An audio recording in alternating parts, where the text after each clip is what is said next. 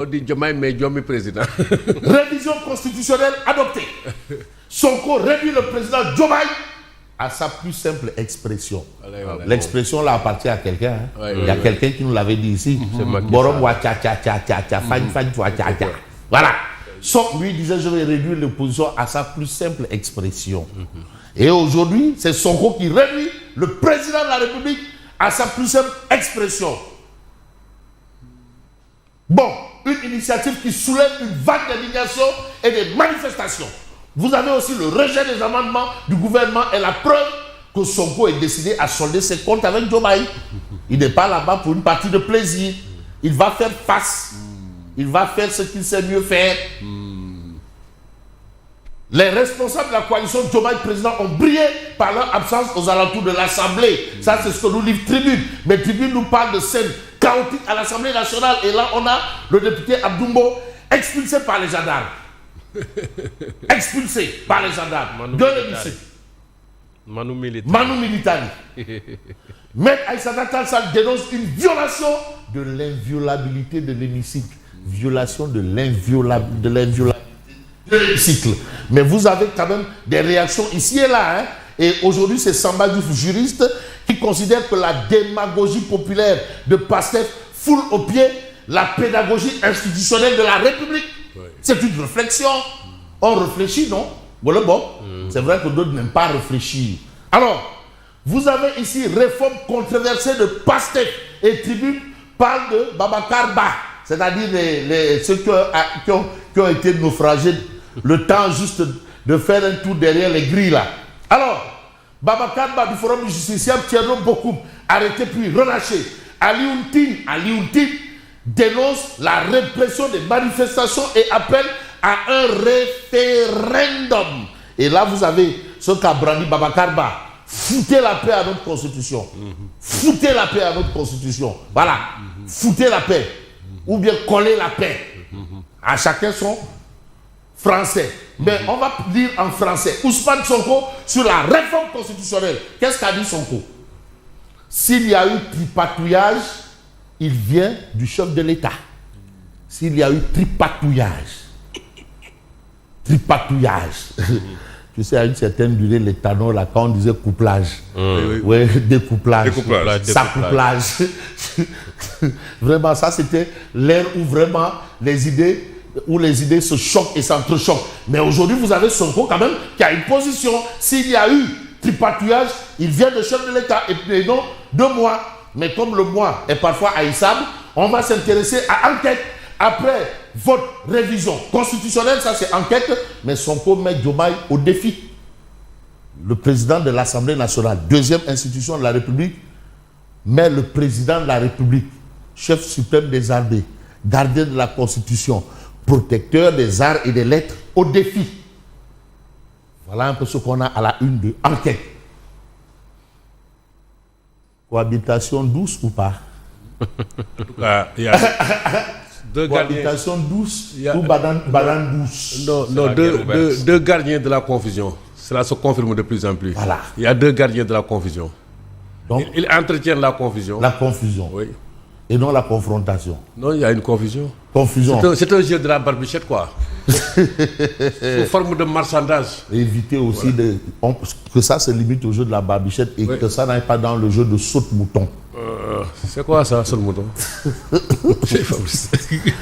Le président de l'Assemblée nationale réclame la promulgation de la révision sans référendum en invoquant, mais l'article 3, il se base sur la Constitution.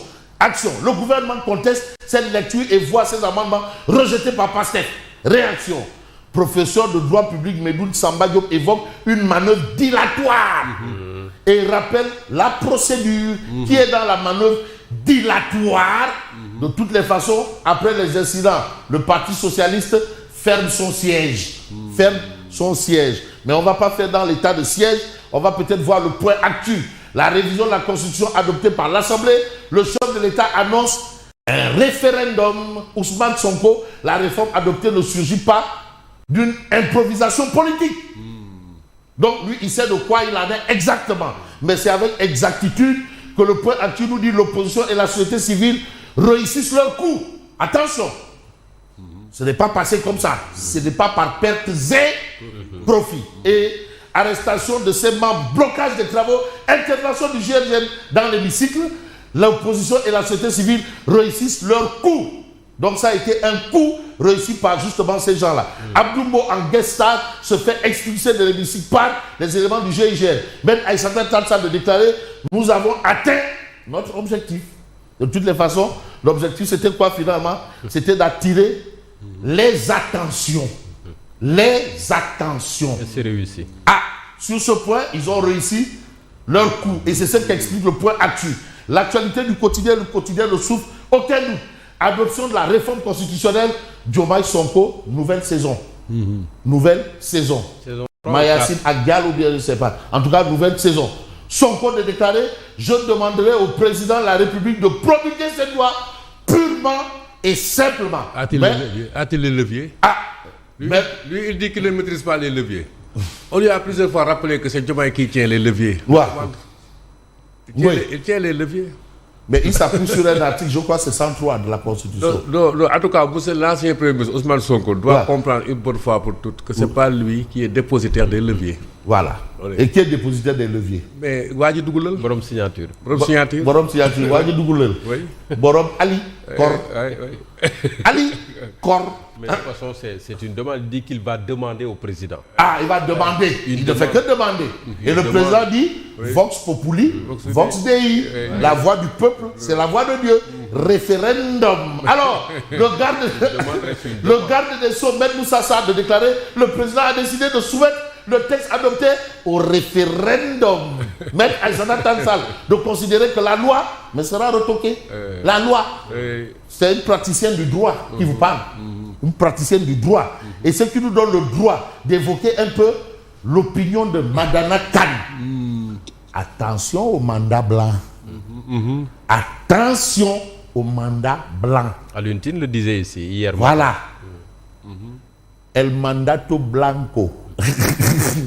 Attention en au termes de réalisation, blanc. mais également en termes d'avancée démocratique. Mais mandat blanc, mon baroul blanc, c'est-à-dire phrase. Mais la projection de croissance à 6,5% est revue à la baisse. On parle de 3% maintenant. Mais Madana Kane, qui est quand même un homme de droit, qui est un banquier, qui est très averti à tout point de vue, qui est quand même, qui a de la substance grise et non grasse.